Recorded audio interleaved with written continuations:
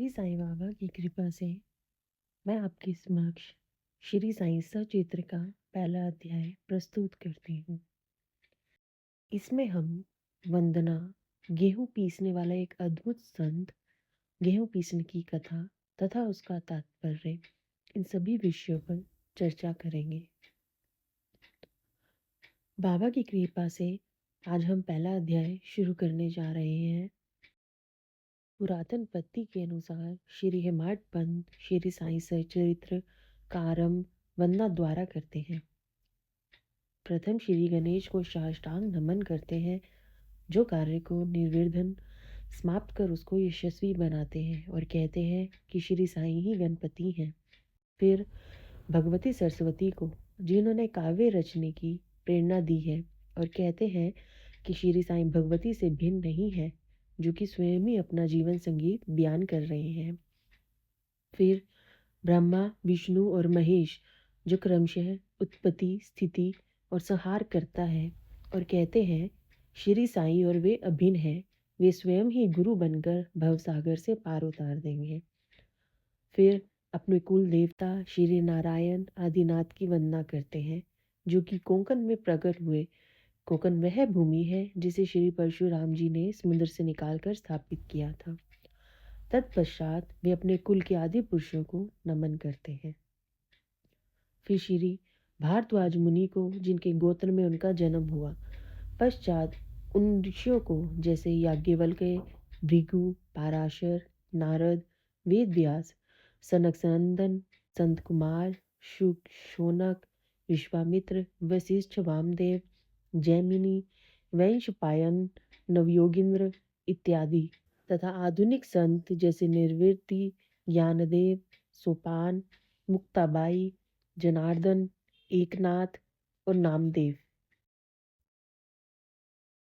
तुकाराम, कान्हा, नरहरि आदि को नमन करते हैं। फिर अपने पितामह सदाशिव, पिता रघुनाथ और माता को, जो उनके बचपन में ही गत हो गई थी। फिर अपनी चाची को, जिन्होंने उनका भरण पोषण किया, और अपने प्रिय भ्राता को नमन करते हैं। फिर पाठकों को नमन करते हैं, जिनसे उनकी प्रार्थना है कि वे एकाचरित होकर कथामृत का पान करें। अंत में श्री सच्चिदानंद सदगुरु श्री साईनाथ महाराज को, जो कि दत्तात्रेय के अवतार और उनके आश्रयदाता हैं, और जो ब्रह्म सत्यम जगन मिथ्या का बोध कराकर समस्त प्राणियों में एक ही ब्रह्मा की व्याप्ति की अनुभूति कराते हैं। सर्वश्री, पाराशर, व्यास और शांडिल्य आदि के समान भक्ति के प्रकारों को संक्षेप में वर्णन कर अब ग्रंथकार महोदय निम्नलिखित कथा प्रारंभ करते हैं। गेहूं पीसने की कथा। सन 1910 में मैं एक दिन प्रातःकाल श्री साईं बाबा के दर्शन के लिए मस्जिद में गया। वहाँ का विचित्र दृश्य देख मेरे आश्चर्य का तो ठिकाना ही ना रहा कि साईं बाबा मुंह हाथ धोने के पश्चात चक्की पीसने की तैयारी करने लगे। उन्होंने फर्श पर एक टाट का टुकड़ा बिछाया और उस पर हाथ से पीसने वाली चक्की रखी। उन्होंने कुछ गेहूं डालकर पीसना आरंभ ही कर दिया था, तो मैं सोचने लगा कि बाबा के चक्की पीसने से क्या लाभ है।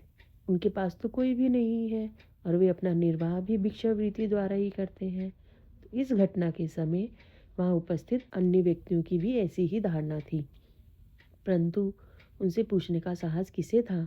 तो बाबा के चक्की पीसने का समाचार शीघ्र ही सारे गांव में फैल चुका था, और उनकी यह विचित्र लीला देखने के लिए तत्काल ही नर नारियों की भीड़ भी मस्जिद की ओर दौड़ पड़ी। उनमें से 4 निडर स्त्रियां भीड़ की को चीरती हुई ऊपर आई और बाबा को बलपूर्वक वहां से हटाया, और उनके हाथ से चक्की का खूंटा छीनकर तथा उनकी लीलाओं का गायन करते हुए उन्होंने गेहूं पीसना भी प्रारंभ कर दिया। पहले तो बाबा बहुत क्रोधित हुए, परंतु फिर उनका भक्ति भाव देख वे शांत होकर मुस्कुराने लगे। पीसते पीसते उन स्त्रियों के मन में ऐसा विचार आया कि बाबा के ना तो घर द्वार है, और ना ही उनके कोई बाल बच्चे हैं, तथा ना ही कोई देख रेख करने वाला है। वे स्वयं भिक्षावृत्ति द्वारा ही अपना निर्वाह करते हैं, तो अंत में उन्हें भोजन आदि के लिए आटे की आवश्यकता ही क्या है। तो बाबा तो परम दयालु है, हो सकता है कि ये आटा वे हम सब लोगों में ही वितरण कर दें। इन्हीं विचारों में मग्न रहकर गीत गाते गाते ही उन्होंने सारा आटा पीस डाला। तब उन्होंने चक्की को हटाकर आटे का 4 समान भागों में विभक्त कर लिया। और अपना-अपना भाग लेकर वहाँ से जाने को उगत हुई।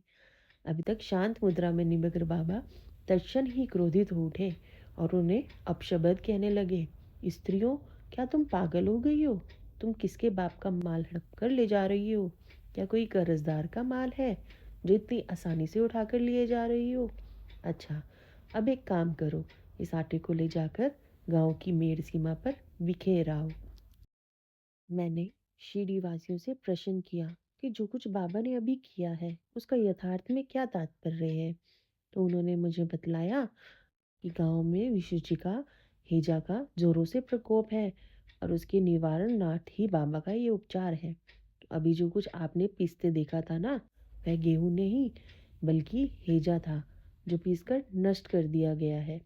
और इस घटना के पश्चात सचमुच हेजा की सकरमानता शांत हो गई और ग्रामवासी सुखी हो गए।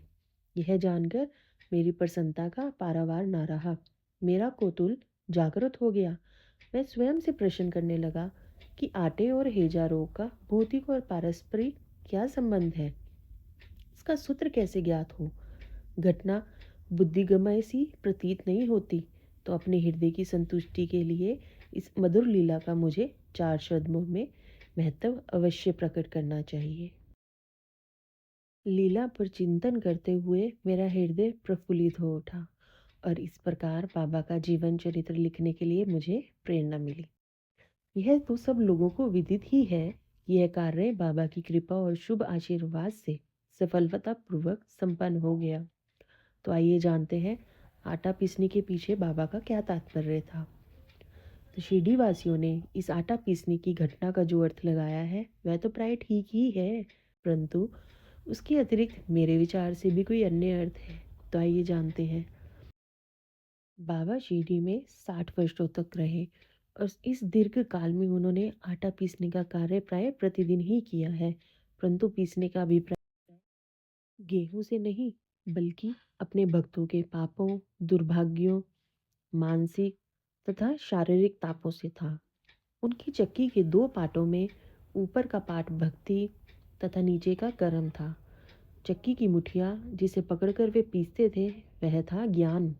और बाबा का दृढ़ विश्वास था कि जब तक मनुष्य के हृदय से प्रवृत्तियाँ, आसक्ति, घृणा तथा अहंकार नष्ट नहीं हो जाते, जिनका नष्ट होना अत्यंत दुष्कर है, तब तक ज्ञान तथा आत्मानुभूति संभव नहीं है।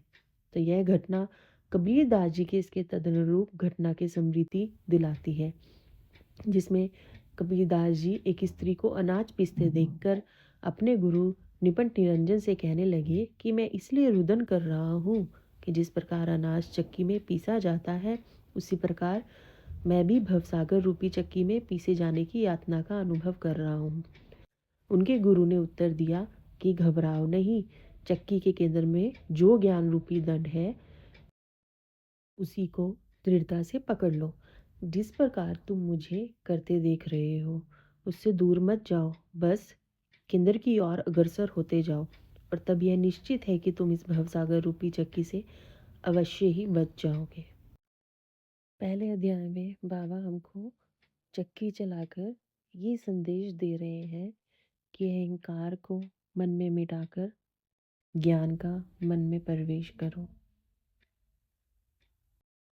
श्री सद्गुरु साईनाथ महाराज की जय।